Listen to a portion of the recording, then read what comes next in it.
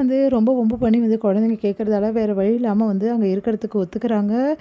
நம்ம வந்து கண்மணி. அடுத்து வந்து அன்பும் கண்மணியும் வந்து அங்கே உட்காந்துருக்காங்க. அப்போ கரெக்டாக வந்து பார்ட்டிசிபேட் யார் பண்ணுறது இந்த ப்ரோக்ராமில் அப்படின்னு சொல்லிட்டு கேட்டோன்னே, குழந்தைங்க அவங்க கையை வந்து வந்து அப்படியே தூக்கி விட்டுறாங்க. அதனால வந்து வேறு வழி இல்லாமல் அன்பும் கண்மணியும் போயிட்டு ஸ்டேஜுக்கு போகிறாங்க.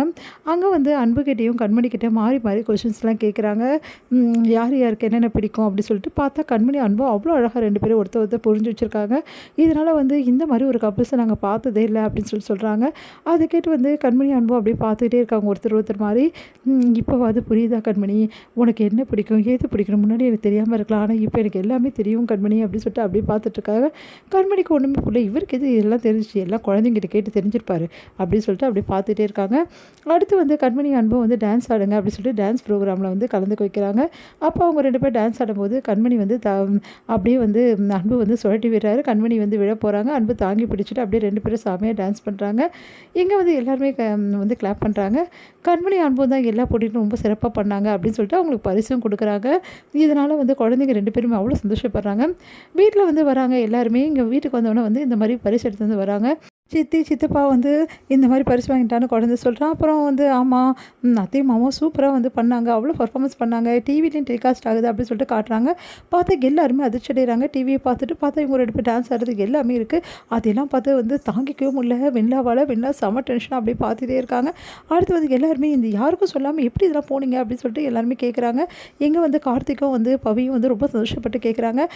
உண்மையிலேயே உங்கள் ஜோடி போகிறது சூப்பராக இருந்தது, செமையாக டான்ஸ் பண்ணுறீங்க, கண்மணி அண்ணி எந்த அளவு நீங்கள் டான்ஸ் பண்ணுவீங்க தெரியாது அப்படி சொல்லிட்டு சொல்லிட்டு இருக்காரு.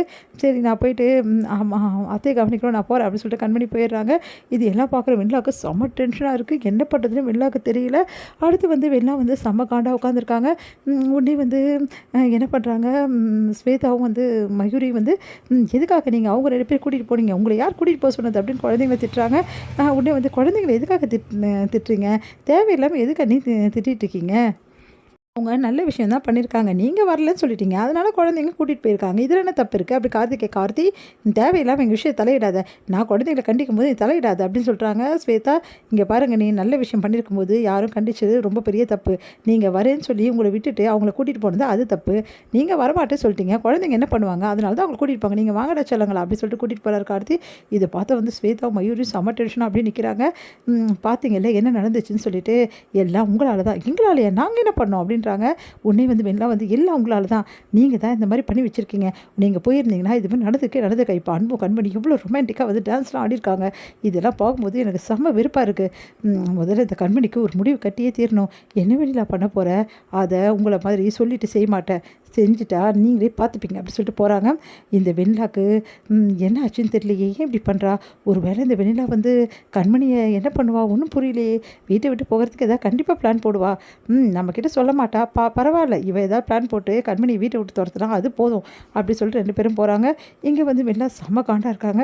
எப்படியாவது இந்த கண்மணியை வீட்டை விட்டு திறந்தணும், அதுக்கு ஏதாவது ஒரு ஐடியா பண்ணணும் அப்படி சொல்லிட்டு யோசிச்சுட்டு இருக்காங்க. உடனே வந்து ஃபோன் பண்ணுறாங்க. எப்பவும் போல் அந்த ஆளுக்கு ஃபோன் பண்ணி வந்து இங்கே பாருங்கள் ரெடியாக இருங்க, அந்த கண்மணி இதுக்கப்புறம் இந்த வீட்டில் இருக்கவே கூடாது, நாளுக்கு நாள் அவளோட தொல்லை அதிகமாகிட்டே இருக்குது, அதனால் சீக்கிரமாகவே அவளை தீர்த்து கட்ட வேண்டிய வேலை இருக்குது, அவளை இந்த உலகத்தை விட்டு அனுப்புறதுக்கான வழியை பார்க்கணும், அதனால் சொல்லும்போது கரெக்டாக அவளை தூக்கிடுங்க அப்படின்னு சொல்லிட்டு ஃபோனை வச்சிடுறாங்க. கண்மணி அன்பு கூட சேர்ந்து இவ்வளோ ரொமான்டிக்காக இருக்கலான்னு பார்க்குறியா, பழையபடி வந்து சேரலான்னு பார்க்குறியா, விட மாட்டேன்டி, என் அன்பு எனக்கு மட்டும்தான், உனக்கு இக்காரணம் கூட கிடைக்கவே விட மாட்டேன் அப்படின்னு சொல்லிட்டு செம்ம டென்ஷன் ஆகிறாங்க.